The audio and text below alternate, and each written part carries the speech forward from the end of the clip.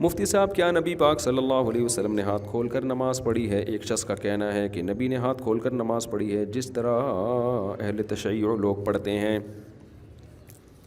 امام مالک رحمہ اللہ نے کہا ہے کہ میں نے اہل مدینہ کو دیکھا ہے کہ وہ ہاتھ چھوڑ کے نماز پڑھتے ہیں۔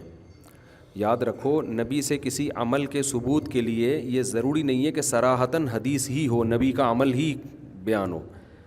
نبی نے یہ عمل کیا یا نہیں کیا، اس کے بہت سارے طریقے ہیں فقہا کے پاس یہ جاننے کے۔ یہ جو آج کل نئے اسکالرز آ رہے ہیں نا، جو کہتے ہیں یہ حدیث میں ہے تو ہم مانیں گے، اس حدیث میں نہیں ہے تو ہم نہیں مانیں گے، یہ فقہا کا طریقہ نہیں تھا۔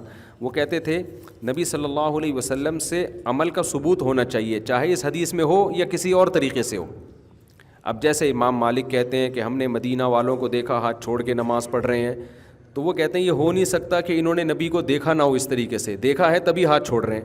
تو اب کوئی صریح حدیث تو لے کے نہیں آئے، لیکن اتنا کافی ہے، انہوں نے اس سے استدلال کیا کہ نبی نے ہاتھ چھوڑے بھی ہیں اور آخری عمل بھی کیا تھا؟ ہاتھ چھوڑنے کا تھا۔ تو ہمیں شیعہ حضرات سے اس میں اختلاف نہیں ہے کہ ہاتھ چھوڑ کے نماز پڑھتے ہیں یا ہاتھ باندھ کے، ہمارے اختلافات ان سے اس کے علاوہ نوعیت کے ہیں۔